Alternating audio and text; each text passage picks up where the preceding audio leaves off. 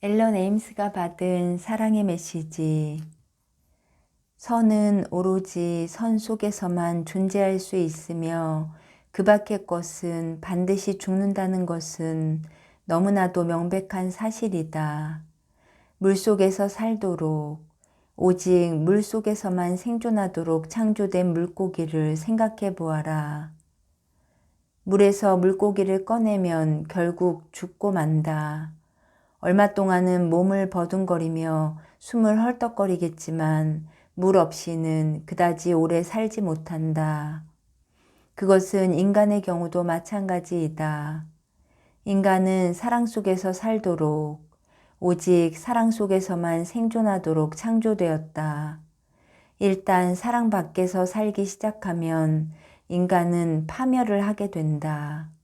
이 세상의 상태를 바라보고 물고기가 허위적거리며 숨을 헐떡이는 것을 보아라. 이것이 바로 현재의 인류의 모습이다. 왜냐하면 세상의 모든 사람이 죄와 악 속에서 살고 있기 때문이다. 그러나 결국 그 몸부림은 감추고 말 것이다. 어떤 사람들에게는 하느님의 사랑 밖에서 머물기 때문에 몸부림이 멈출 것이고, 또 다른 사람들에게는 하느님의 사랑으로 되돌아가기 때문에 몸부림이 멈출 것이다. 사랑 밖에서 몸부림을 치다가 죽느냐, 아니면 사랑 안에서 곧 존재를 위해 필요한 하느님의 사랑 안에서 영원히 사느냐의 선택권은 자신의 자유의지에 달려있다. 사랑은 너희도 알다시피 다정한 감정 이상의 것이고 달콤한 말 이상의 것이며 애인의 감미로운 포옹 이상의 것이다. 사랑은 모든 사람에게 필요하지만 대부분의 사람들은 사랑을 오해하고 있다. 사랑은 선택을 하게 되어 있다. 왜냐하면 만약 자유 선택권이 없다면 사랑이란 존재할 수 없기 때문이다. 사랑은 그 사랑으로 되돌아가느냐 아니면 거부하느냐의 자유를 제공하고 있다. 사랑은 고통과 기쁨 가운데 하나를, 곧 사랑을 거부하는 고통과 사랑을 받아들이는 기쁨 가운데 하나를 선택하는 것이다. 사랑은 모든 일을 위해 있지만 그것을 받아들이느냐 안 받아들이냐 하는 것은 모두 사람의 선택에 달려 있다.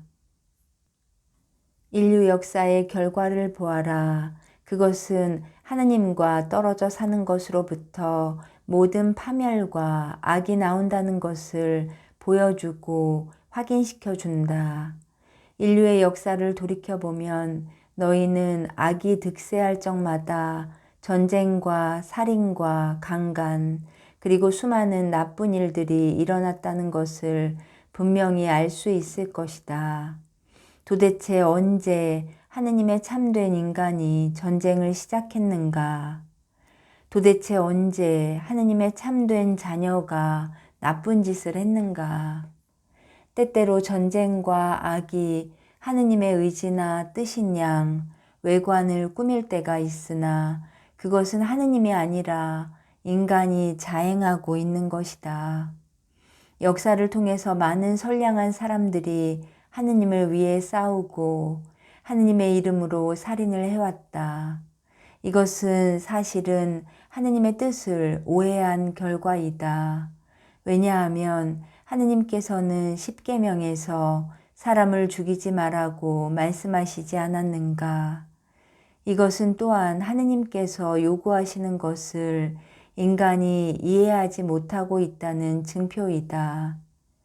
이것은 또한 싸움을 할 때 인간이 하느님께 대한 참된 믿음을 가지고 있지 않다는 것을 보여준다. 하느님께 대한 믿음이 필요한 시기는 인간이 하느님께 등을 돌리는 시기인 것 같다.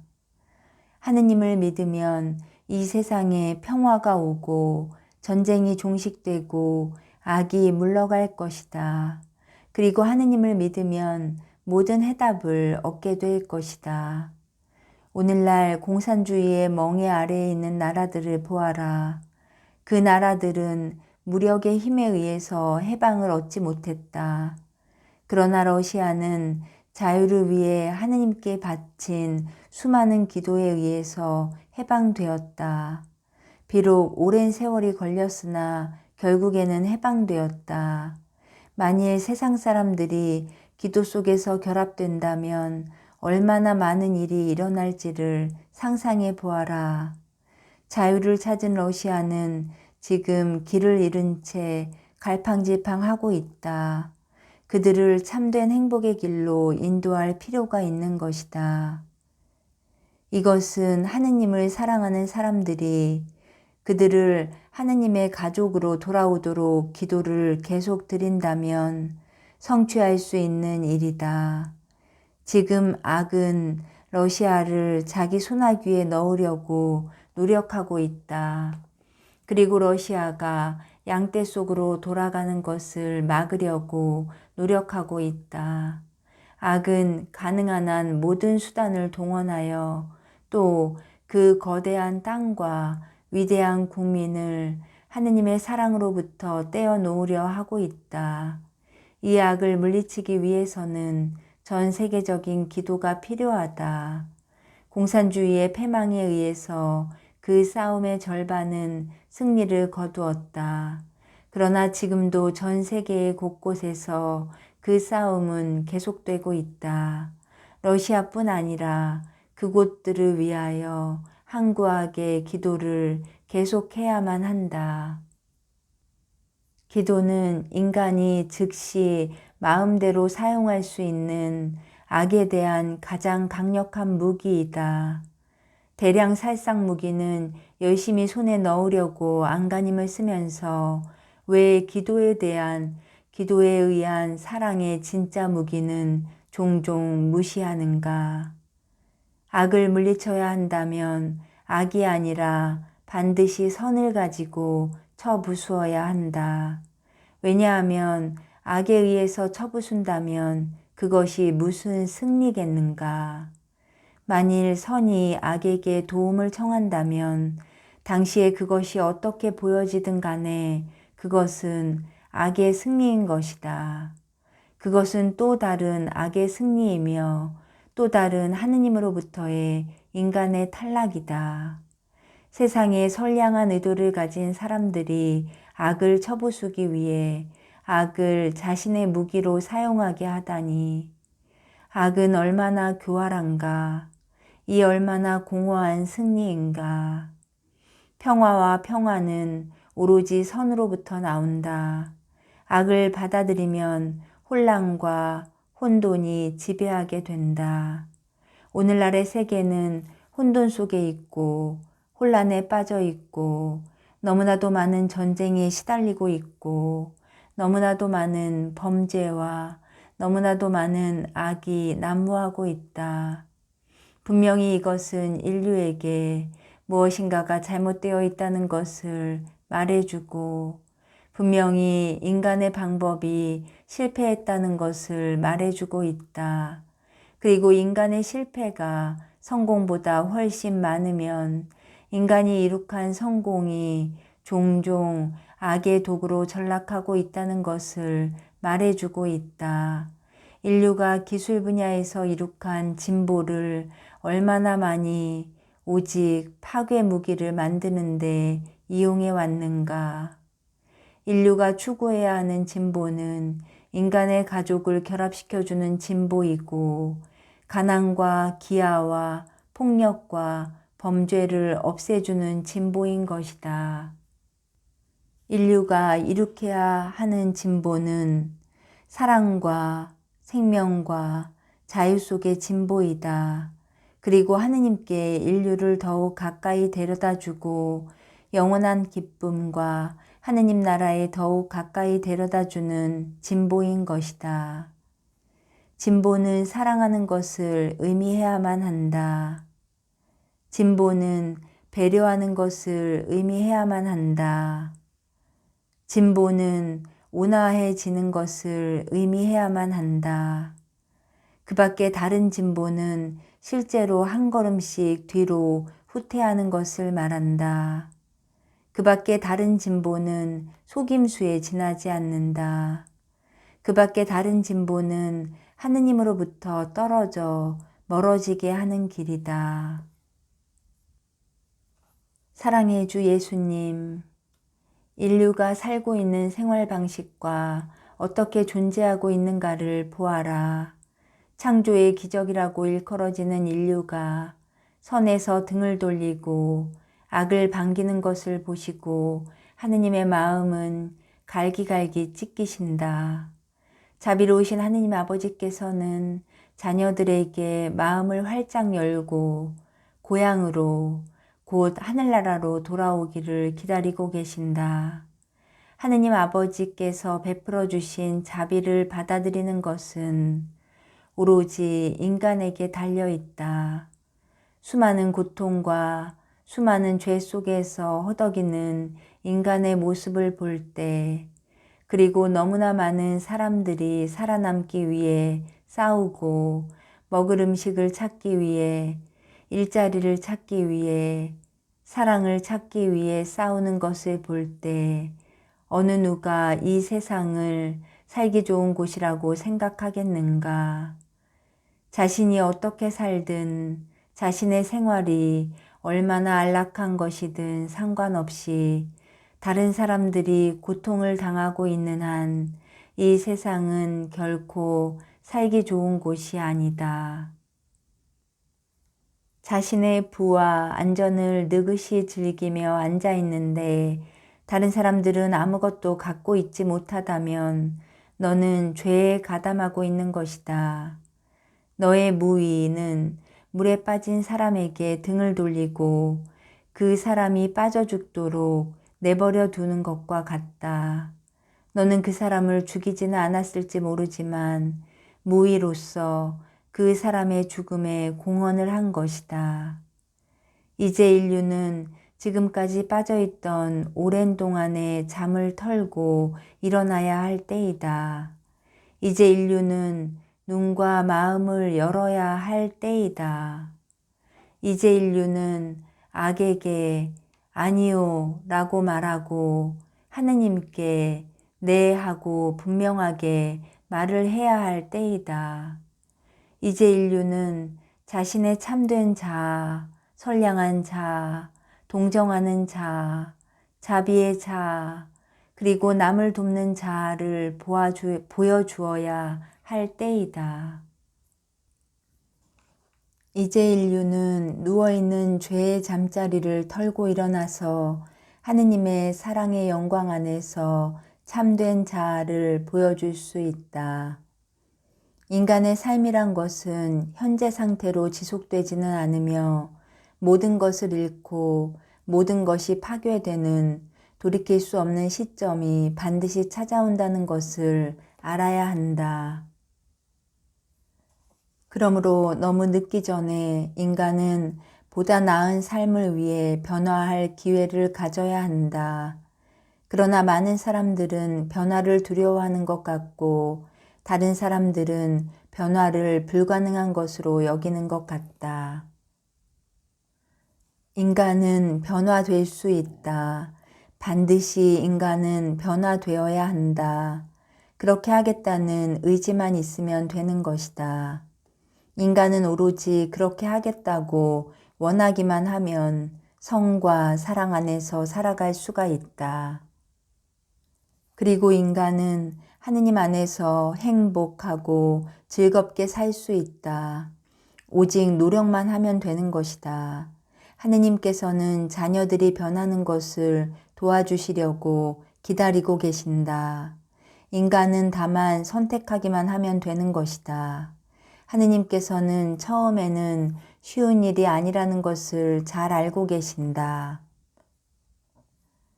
그래서 이 세상이 변할 수 있도록 돕기 위해 많은 선물과 은총을 베풀어 주신다.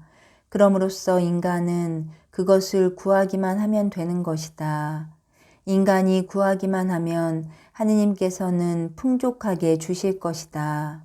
하느님께서는 인간을 사랑하시기 때문에 인간이 악을 극복하는 데 필요한 모든 힘을 내려주실 것이다. 지금 하느님 아버지께서는 너무나 많은 것을 자녀들에게 큰 사랑 안에서 베풀어 주신다. 지금 하느님 아버지께서는 선택한 자를 통해서 인류에게 하느님께서는 현존하시고 하느님께서는 사랑이시라는 것을 보여주기 위해 수많은 기적을 행하고 계신다. 그리고 지금 하느님 아버지께서는 자녀들을 지켜보시면서 풍성하게 선물을 내려주신다. 왜 하필이면 지금인가? 그것은 명백하고 너무나도 분명하다. 지금은 거대한 죄악의 시대이고 거대한 배교의 시대이며 거대한 이단의 시대이기 때문이다. 지금은 하느님을 거의 생각하지 않는 시대이다. 지금은 인간의 교만심이 인간을 사탄의 품 안으로 이끌어가고 있는 시대인 것이다. 인간은 이런 시대가 얼마나 오랫동안 계속될 것이라고 생각하는가? 만일 인간이 사탄과 손을 맞잡고 걸어간다면 사탄이 그 대가를 요구하지 않을 것이라고 생각하는가? 그 대가는 아무도 치르고 싶어 하지 않는 대가이다. 그것은 모두가 피하려고 안간힘을 쓰는 대가이다. 그러나 인간이 하느님의 사랑 안에서 살지 않는 한 그것을 피하는 것은 불가능하다. 인간 앞에는 두 개의 문이 있다. 하나의 문으로 걸어 들어가면 영원한 고통을 발견하게 될 것이고 다른 문으로 걸어 들어가면 영원한 기쁨을 발견하게 될 것이다. 누가 첫 번째 문을 원하겠는가? 하느님으로부터 너무나도 멀리 떨어져 있어서 하느님께서 존재하신다는 사실조차 모르고 있는 사람의 이야기가 있다. 이 사람은 오로지 자신이 할 수 있는 일만 믿었으며 이 세상의 과학자들이 할 수 있는 일만 믿고 있었다. 그리고 언젠가는 인류가 죽음의 비밀을 알아내서 불멸의 존재가 될 것이라고 믿었다. 이 사람은 계속 나이를 먹어갔으나 인류는 아직도 죽음을 극복하지 못하고 있었다. 절망한 나머지 이 사람은 약초를 캐러 다니고 치료법을 구하러 다니고 신비한 힘을 찾아다녔으나 계속 늙어만 갔다. 그리고 건강이 자꾸만 나빠지기 시작했다. 그러나 자기가 죽는다는 사실을 받아들일 수가 없었다. 죽음에 대하여 생각을 하면 할수록 더욱더 살고 싶어졌다. 이 사람은 어느 날 영원한 생명을 얻는 확실한 길에 대한 이야기를 들었다. 그래서 이 사람은 그 길을 찾아 나섰다. 얼마 후 이 사람은 젊음의 샘이라고 부르는 장소에 도달했다. 그 샘에서 목욕을 할 수 있겠느냐고 묻자 그 샘의 주인은 대가를 지불해야 한다고 말했다. 이 사람은 생각했다. 그것이 얼마가 되든 꼭 지불할 것이다. 왜냐하면 영원한 생명을 얻게 될 테니까 말이다. 그래서 얼마냐고 물어보았다. 그 대가는 당신의 영혼이요 하고 샘물의 주인이 말했다. 그것이 무엇인데? 하고 이 사람은 생각했다. 그것은 상상의 물건에 지나지 않는다. 이 사람은 그것을 선선히 넘겨주었다. 샘물에서 목욕을 하고 난 이 사람은 다시 젊어졌기 때문에 더할 수 없이 행복했다. 그러자 주인이 말했다. 당신의 영혼은 내 것이라는 것을 잊지 마시오. 이 사람은 조금도 개의치 않았다. 영혼이 무엇이란 말인가? 이 사람은 행복해서 노래를 부르면서 그곳을 떠나갔다. 집으로 돌아오는 중에 이 사람은 길을 건너가다가 마침 달려오던 자동차에 치여서 그만 죽고 말았다. 죽으면서 이 사람은 자기 앞에 서 있는 예수님을 보고 예수님이 실제로 존재한다는 것을 이해했다. 이 사람은 예수님께 말했다. 저는 이전에는 당신을 믿지 않았습니다. 그러나 이제 당신이 실제로 존재한다는 것을 알게 되었으니까 부디 저를 하늘나라로 데려가 주십시오. 그곳에서 행복하게 살 수 있게 말입니다. 예수님은 이 사람에게 말씀하셨다. 너는 나에게 속한 사람이 아니다. 왜냐하면 너는 영원히 살기 위하여 자진해서 악마에게 너를 넘겨주었다. 생명을 주시는 것은 하느님뿐이고 사탄은 생명을 파괴할 뿐이라는 이야기를 수없이 들어왔을 것이다. 너는 계약할 때 생명의 파괴자와 계약을 한 것이다. 사탄은 약속을 지키지 않겠지만 너는 그 약속을 지켜야 할 것이다. 사탄은 이 사람의 영혼을 가져다가 영원히 지옥 속에 가둬놓았다. 오늘날 인간은 자유선택권을 가지고 있다. 인간은 지금 어떤 선택을 하고 있는가? 속임수의 영향을 받은 선택을 하고 있는가? 아니면 사랑의 영향을 받은 선택을 하고 있는가? 올바른 선택은 예수님께 인도해 갈 것이고 그 반대의 선택은 지옥으로 끌려갈 것이다.